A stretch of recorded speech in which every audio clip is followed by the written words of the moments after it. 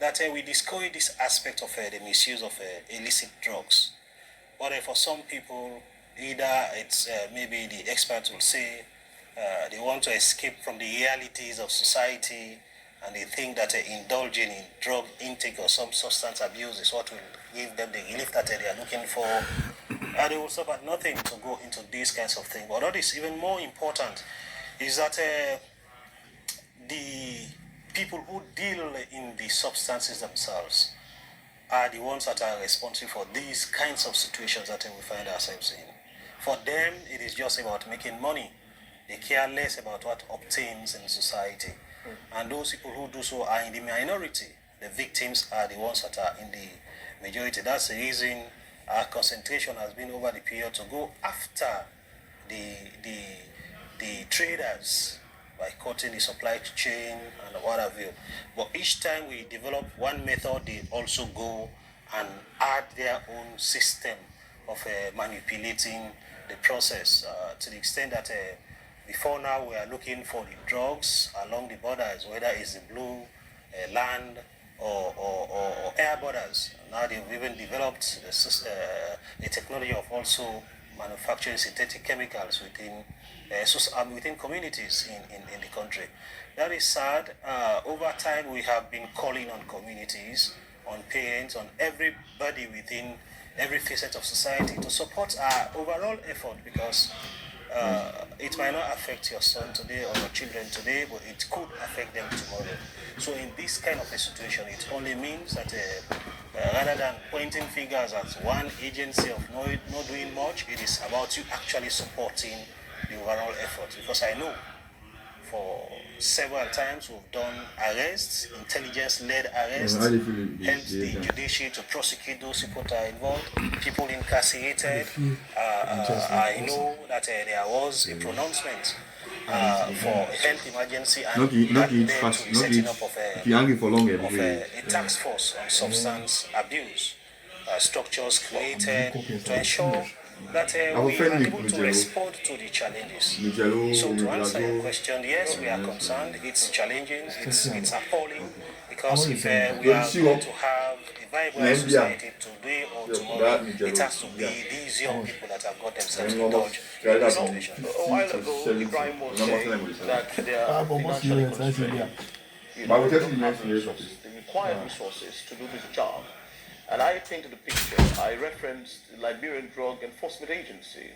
They just commissioned 11 Hiluxes for their fight. Ibrahim is here in Sierra Leone saying that they don't even have a single bike, to pilot operations, to do raids. They don't have resources. The question I'm asking now, without resources, what can we do at the moment? They are struggling, they are suffocating. They need help. So we will only hope that the NDLEA or any other agency that is involved in the fight against illicit drugs has the requisite tools, the requisite resources to be able to do their work. In our case, it's a collaborative approach. Yes, the NDLEA is the parent body that is responsible for issues relating to drug administration. And they agree that they are challenged, they are constrained with resources.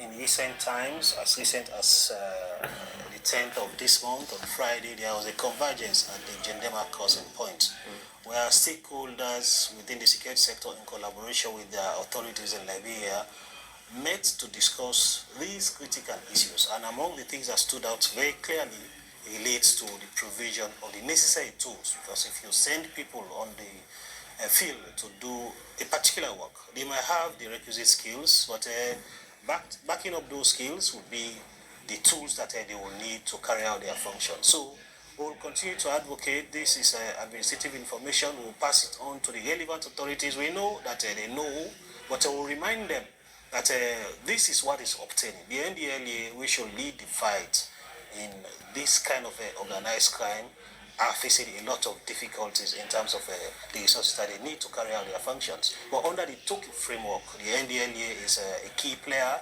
where we have various institutions, about 15 or 16, that all bring their expertise to the table and whatever resources they have to help fight this menace. Abdul, let's talk about the elephant in the room. For the security sector, you have come under scrutiny with a lot of allegations from members of the public that yourselves, you are the people protecting the manufacturers, producers, distributors, and peddlers of this harmful drug, Kush. You've come to face these allegations because though you encourage community policing, there are communities and instances when they would tell you they have been bold enough to report some members of their community on Kush allegation. What happens then is the police comes in some of those instances, they take those people, go with them. Less than 72 hours later, these people are back in the communities.